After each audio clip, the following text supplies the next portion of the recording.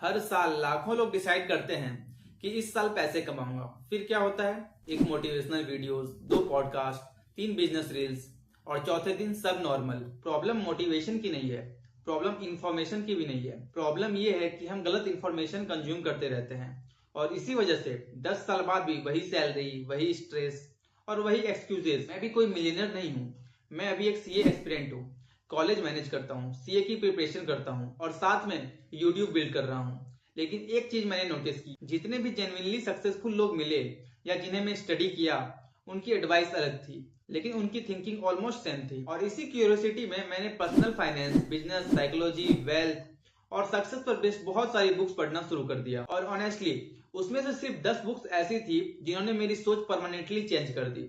इसलिए इस वीडियो में मैं तुम्हें 10 बुक्स की समरी नहीं दूंगा, मैं तुम्हें वो 10 आइडियाज दूंगा, क्योंकि आइडियाज ही इंसान को रिच बनाते हैं, बुक्स नहीं। तो चलो शुरू करते हैं। तो पहला बुक था secrets of the millionaire mind.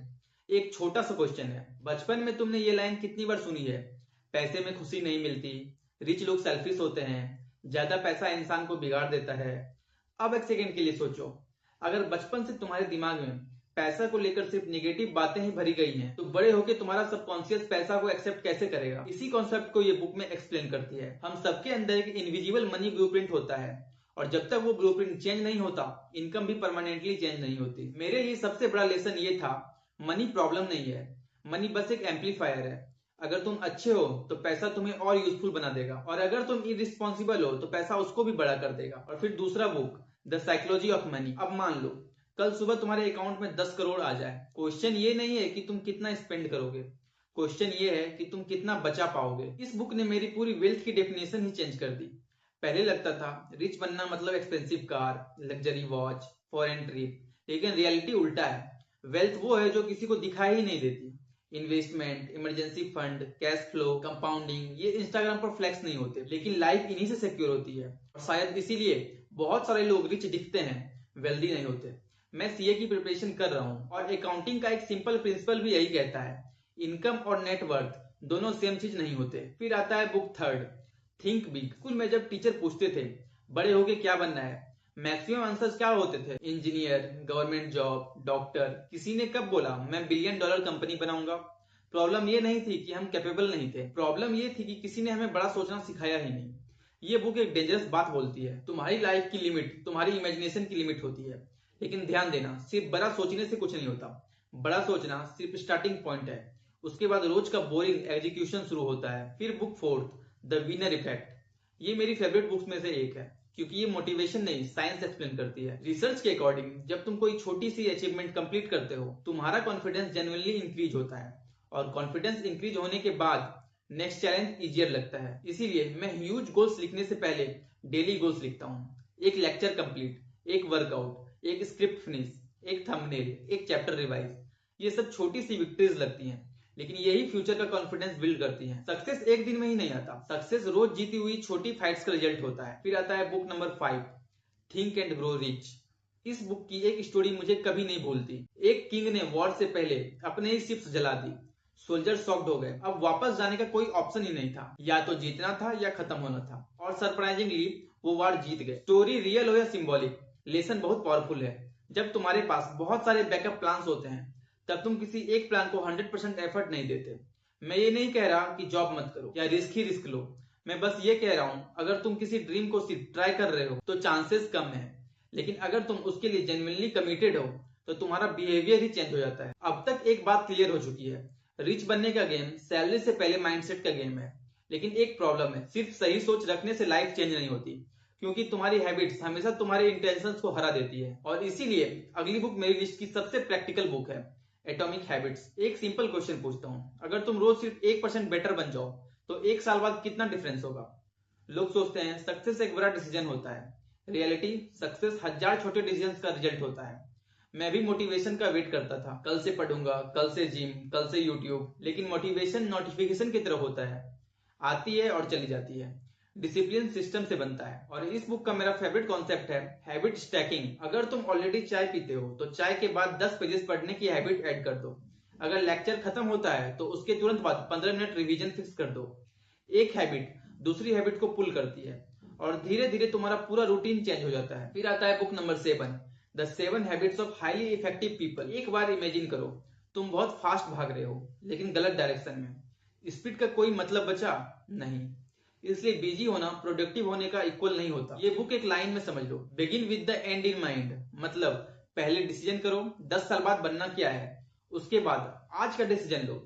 मैं जब भी किसी वीडियो का स्क्रिप्ट लिखता हूँ पहले एंडिंग सोचता हूँ, व्यूअर को एंड में क्या फील होना चाहिए, उसके बाद ही इंट्रो लिखता हूँ। लाइफ भी वैसे ही काम करती है। डेस्टिनेशन क्लियर हो तो रास्ता ऑटोमेटिकली सिंपल लगने लगता है। फिर आता है book number 8, the compound effect. अब एक इंटरेस्टिंग क्वेश्चन है, अगर कोई तुम्हें 30 लाख दे या 1 रुपया दे जो हर दिन डबल होगा 30 दिन तक, तुम क्या चूज करोगे? मैक्सिमम लोग 30 लाख ही चूज करेंगे और वही गलती इन्वेस्टिंग में भी करते हैं। कंपाउंडिंग स्लो दिखती है इसलिए बोरिंग लगती है, लेकिन जब वो एक्सेलरेट करती है तब मैजिक लगता है। इसी वजह से मैं वेल्थ को स्प्रिंट नहीं मानता, ये मैराथन है और मैराथन में कंसिस्टेंसी टैलेंट से ज्यादा इंपॉर्टेंट है। फिर आता है book number 9, rich dad poor dad. ये बुक का नाम तो सब लोगों ने सुना ही होगा। स्कूल ने हमें बहुत कुछ सिखाया लेकिन एक चीज नहीं सिखाई, एसेट और लायबिलिटी का डिफरेंस। हर एक्सपेंसिव चीज इन्वेस्टमेंट नहीं होती और हर चीप चीज वेस्ट नहीं होती। सिंपल रूल है, अगर कोई चीज तुम्हारे पॉकेट में पैसा डाल रही है तो एसेट है, अगर पैसा निकाल रही है तो लायबिलिटी।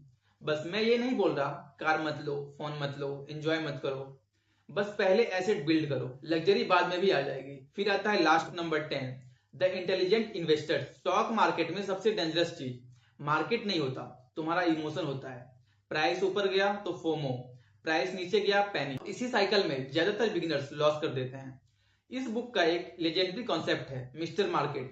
सोचो हर दिन कोई आदमी तुम्हारा घर आता है और तुम्हारे बिजनेस की अलग अलग प्राइस बताता है, कभी बहुत ज्यादा कभी बहुत कम। क्वेश्चन है क्या तुम उसकी हर बात मानोगे? ऑब्वियसली नहीं। तो स्टॉक मार्केट में क्यों मानते हो? मार्केट का मूड कंपनी की वैल्यू नहीं होता, इसलिए इन्वेस्ट करने से पहले बिजनेस समझो, सिर्फ चार्ट नहीं। अगर मैं सारे बुक्स को समराइज करके बताऊं तो वो ये होगा। नंबर 1, मनी से पहले माइंडसेट चेंज करो। Number 2, daily habits future income decide करती है। Number 3, high income skill build करो। और नंबर 4, एसेट्स खरीदो, सिर्फ लायबिलिटीज नहीं। और सबसे इंपॉर्टेंट, टाइम को अपना बिगेस्ट इन्वेस्टमेंट बनाओ, क्योंकि कंपाउंडिंग सिर्फ पैसों में नहीं होती, नॉलेज में भी होती है, स्किल्स में भी होती है, रिलेशनशिप्स में भी होती है और रेपुटेशन में भी। इतना कुछ जान लिया लेकिन एक प्रॉब्लम अभी भी बाकी है। अगर तुम सिर्फ अपना टाइम बेचकर पैसा कमाओगे तो इनकम की एक लिमिट रहेगी। असली गेम तब शुरू होता है जब तुम्हारी अर्निंग तुम्हारे टाइम से अलग हो जाती है, और वही डिफरेंस है एक प्रोफेशनल और एक मिलियनर एंटरप्रेन्योर के बीच। अब तक हमने 2 चीजें समझ ली, पहली, रिच बनने से पहले तुम्हें रिच सोचना पड़ेगा, और दूसरी, वेल्थ हैबिट से नहीं बनती, लेकिन एक स्टेज ऐसी आती है जहां सिर्फ मेहनत काम नहीं करती, क्योंकि एक इंसान के पास दिन के सिर्फ 24 घंटे ही होते हैं। अगर तुम सिर्फ अपना टाइम बेचकर पैसा कमा रहे हो तो तुम्हारी इनकम की भी एक लिमिट होगी, और यहीं से शुरू होता है बिजनेस वर्सेस जॉब। स्कूल हमें सिखाता है अच्छे मार्क्स लाओ, अच्छी जॉब लो और लाइफ सेट हो जाएगी, लेकिन किसी ने ये नहीं बताया कि जॉब तुम्हें इनकम दे सकती है लेकिन सिस्टम तुम्हें वेल्थ देता है। जब तक तुम खुद का सिस्टम क्रिएट नहीं करोगे तब तक हर महीने रीसेट बटन दब जाता है। सैलरी आई, एक्सपेंस हुआ, फिर नेक्स्ट मंथ का वेट। इसी साइकिल से बाहर निकलना ही फाइनेंशियल फ्रीडम का पहला स्टेप है।